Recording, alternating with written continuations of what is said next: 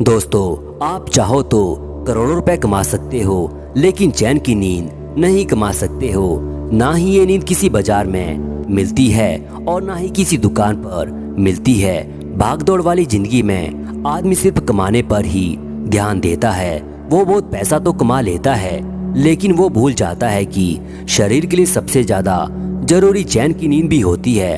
अगर आप रात में अच्छी नींद नहीं ले पा रहे हैं तो आपका पूरा दिन थका थका रहेगा, हर काम में आलस से आ जाएगा और आप किसी भी काम को मन लगाकर नहीं कर पाएंगे। इसलिए जितना जरूरी पैसा कमाना है, उससे कहीं ज्यादा जरूरी एक चैन की नींद लेना है और इसकी तैयारी करना है। दोस्तों, बिना तैयारी और बिना ज्ञान के हम सोएंगे तो हम अच्छी नींद नहीं ले पाएंगे। लेकिन अगर आपके पास कुछ ऐसे तरीके पता हो जिससे गहरी और अच्छी नींद कैसे ली जाती है, तो आपकी जिंदगी में तनाव को आप बहुत कम कर सकते हैं। तनाव का सीधा सा संबंध नींद से होता है। अगर आप अच्छी नींद नहीं ले पाए तो तनाव से हमेशा ग्रस्त रहेंगे, और वहीं दूसरी ओर अगर अच्छी नींद लेंगे तो तनाव मुक्त रहेंगे और ऊर्जा से हमेशा भरे रहेंगे। आज की जो कहानी है, इस कहानी के माध्यम से आप ये जान पाएंगे कि एक अच्छी नींद आने के क्या कारण होते हैं, और साथ ही आपको एक अच्छी और गहरी नींद लेने के लिए कुछ उपाय बताए जाएंगे। एक बार की बात है, एक बहुत बड़ा व्यापारी एक बौद्ध भिक्षु के पास आकर कहता है कि गुरुजी, मैंने अपने जीवन में बहुत धन कमाया, सभी भौतिक सुख संपत्ति मेरे पास हैं, लेकिन फिर भी मैं रात को चैन की नींद नहीं सो पाता हूँ। इसी वजह से मेरे अंदर हमेशा तनाव बना रहता है। मैं गुस्से में भी जल्दी आ जाता हूँ और मेरी जिंदगी सही तरीके से नहीं चल पाती है। क्या आप नींद के संबंध में मुझे कुछ बता सकते हैं? बौद्ध भिक्षु कहते हैं कि इस सवाल का जवाब मैं तुम्हें एक कहानी के माध्यम से देता हूँ। ये कहानी महात्मा बुद्ध के बारे में है। महात्मा बुद्ध जब भी रात में सोते थे तो वो एक ही अवस्था में सोते थे। जिस अवस्था में सोते थे उसी अवस्था में पूरी रात सोते थे। वो अक्सर अपने बाईं ओर करवट लेकर सोते थे और रात में सोते वक्त उनके शरीर का कोई भी अंग नहीं हिलता था। ऐसा प्रतीत होता था कि कोई मृत आदमी वहां पर पड़ा हो, और जब वे सुबह उठते तो वो उनके अंदर सकारात्मक ऊर्जा से भरे हुए होते थे। महात्मा बुद्ध का एक शिष्य था जिसका नाम आनंद था। आनंद रात में महात्मा बुद्ध के पास ही सोता था और रोज महात्मा बुद्ध को एक ही अवस्था में सोते हुए देखता था। एक दिन उसके मन में एक जिज्ञासा उठी। उसके मन में एक सवाल उठा कि महात्मा बुद्ध एक ही अवस्था में पूरी रात कैसे सो सकते हैं? ना तो उनका हाथ हिलता है और ना ही उनके पैर हिलते हैं। आखिर इस बात का क्या रहस्य है? उसकी जिज्ञासा इतनी ज्यादा बढ़ गई कि उसने रात में ही महात्मा बुद्ध को उठाकर उनसे ये सवाल पूछ लिया। उन्होंने बुद्ध से पूछा, हे बुद्ध, मैं आपसे ये पूछना चाहता हूँ कि आप रात में एक ही अवस्था में लेटे रहते हैं, ना तो आपका हाथ हिलता है ना तो पैर हिलते हैं। ऐसा प्रतीत होता है कि कोई मृत आदमी लेटा हुआ है। जबकि हम रात में सोते हैं तो हम रात में करवटें बदलते रहते हैं। कभी हमारा हाथ हिलता है या कभी पैर हिलते हैं, और इसी कारण शायद हमें गहरी नींद नहीं ले पाते हैं। मुझे ये बताने की कृपा करें कि आप एक ही अवस्था में सोने का आपका क्या राज है? ये सब सुनकर बुद्ध ने आनंद से पूछा, जब तुम रात में करवटें बदलते हो तो क्या तुम्हें रात में ये मालूम होता है कि क्या तुम करवटें बदल रहे हो? ये सुनकर आनंद ने कहा, नहीं, ये तो हमें सुबह उठने के बाद पता चलता है कि जिस अवस्था में सोया था सुबह में उस अवस्था में नहीं उठा। रात में तो मुझे पता नहीं चलता मैं करवटें बदल रहा हूँ या नहीं बदल रहा, क्योंकि उस वक्त तो मैं नींद में रहता हूँ। ये सब सुनकर बुद्ध कहते हैं कि तुम रात में ही नहीं सोते, बल्कि तुम तो दिन में सोते सोते काम करते हो। जब तुम दिन में ही होशपूर्वक नहीं जी पाते हो तो रात में होशपूर्वक कैसे सो सकते हो? अक्सर तुम दिन में भी सोते सोते काम करते हो और इसलिए रात में जागृत नहीं हो पाते हो। और वहीं अगर मेरी बात है तो मैं रात में जागृत अवस्था में ही सोता रहता हूँ। मुझे अपने शरीर की हर एक अवस्था का पता होता है। वहीं दूसरी ओर मेरा शरीर सोता रहता है। असल में मेरा शरीर का हिलना डुलना सीधा साधा मन से संबंधित होता है। अगर तुम्हारा मन शांत है उसमें कोई विचार नहीं है तो तुम एक ही अवस्था में लेटे रह सकते हो और तुम सोते हुए अपने शरीर को देख भी सकते हो, और वहीं दूसरी ओर तुम्हारा मन विचारों से भरा हुआ है तो तुम रात भर बेचैन रहोगे, करवटें बदलते रहोगे और तुम गहरी नींद नहीं ले पाओगे। इसलिए अगर तुम्हें गहरी नींद लेनी है तो तुम्हें दिन में जागृत रहना होगा ताकि तुम रात में भी सोते हुए जागृत रह सको। ध्यान और योग में नींद को चमत्कारी दुनिया कहा गया है। अगर तुम नींद को समझ लेते हो तो यही नींद तुम्हारे लिए ध्यान बन जाएगी, और अगर नहीं समझ पाते तो यही नींद तुम्हें बेचैन कर देगी।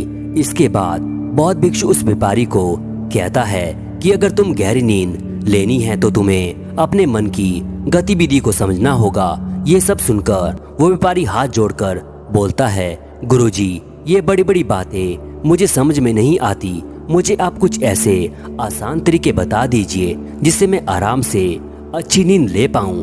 ये सुनकर बौद्ध भिक्षु कहता है कि गहरी नींद न आने के मुख्य रूप से 7 कारण होते हैं। ये 7 कारण मैं तुम्हें एक एक करके बताता हूँ। सबसे पहला और सबसे मुख्य कारण है सोने से पहले के विचार।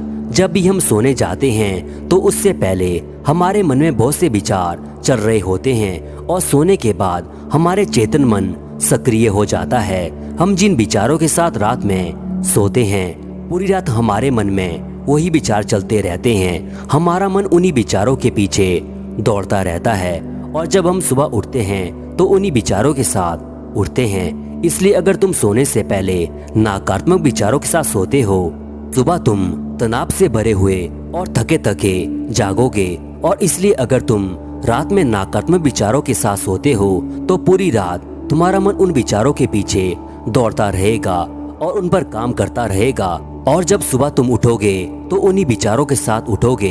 इसलिए तुम सुबह थका थका महसूस करते हो, शरीर में कोई जान ही नहीं होती है, कुछ काम करने का मन नहीं होता है। और वहीं अगर रात में तुम सकारात्मक विचारों के साथ सोते हो तो पूरी रात तुम और तुम्हारा मन सकारात्मक विचारों के पीछे काम करता है, और इसलिए कभी कभार जब तुम सुबह उठते हो तो तुम ऊर्जा से भरे होते हो।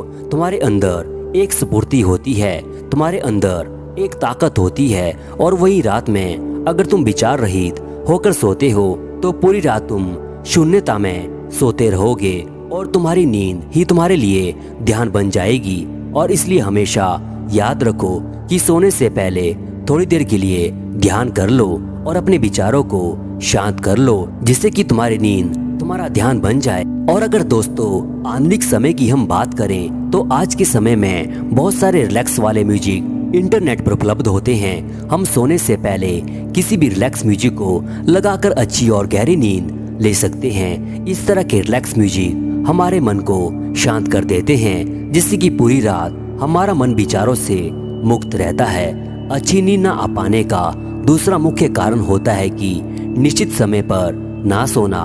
अक्सर हमारा सोने का समय निश्चित ही नहीं हो पाता है। कभी हम देर से सोते हैं, कभी हम पहले सो जाते हैं, कभी कभार हम दिन में भी सो जाते हैं। और जब हमारा सोने का कोई निश्चित समय नहीं होता तो हमारा मन भी उसी तरह काम करता है। हमारा मन भी उलझ जाता है और उसे पता नहीं चलता कि कब हमें सोना है और कब नहीं सोना। इसलिए अगर हम सोने का कोई निश्चित समय निर्धारित करते हैं तो हमारे मन में सीधी ये जानकारी जाएगी ये समय सोने का समय है, और उसके बाद धीरे धीरे मन की आदत बन जाएगी और वो समय होते ही अपने आप गहरी नींद में जाने लगते हैं। गहरी नींद न आ पाने का तीसरा मुख्य कारण है बिस्तर पर दूसरे काम करना। जो हमारा सोने का कमरा होता है वो सोने के लिए बना होता है। जिस बिस्तर पर भी हम सोते हैं वो बिस्तर सोने के लिए ही इस्तेमाल किया जाना चाहिए, लेकिन अक्सर उसी बिस्तर पर बैठकर हम भोजन कर लेते हैं, उसी बिस्तर पर बैठकर टीवी देखते हैं, उसी बिस्तर पर बैठकर बातें करते हैं। इससे मन को एक स्पष्ट जानकारी नहीं मिल पाती है कि ये बिस्तर किस काम के लिए बना हुआ है। अगर हमारे मन के पास सही जानकारी होगी कि ये बिस्तर सोने के लिए बना हुआ है तो उस बिस्तर पर लेटते ही हमें गहरी नींद आने का अनुभव होने लगेगा। अक्सर बौद्ध भिक्षु सुबह अपना सोने का कमरा छोड़ देते हैं और उसके बाद रात में ही उस कक्ष में जाते हैं। इसकी वजह से उनके मन के पास सटीक जानकारी होती है कि ये सोने का समय है और ये सोने का कमरा है। गहरी नींद न आ पाने का चौथा मुख्य कारण है गलत तरीके से सोना। अक्सर हमें सोने का सही तरीका पता नहीं होता है, इसलिए कुछ लोग पेट को बिस्तर की तरफ करके सो जाते हैं, जिससे उनके शरीर के अंगों पर तनाव बना रहता है। तो सही तरीका क्या होता है सोने का? जब भी आप बिस्तर पर सोते हैं तो सीधे सोइए, आपका चेहरा और आपकी छाती आसमान की तरफ हो।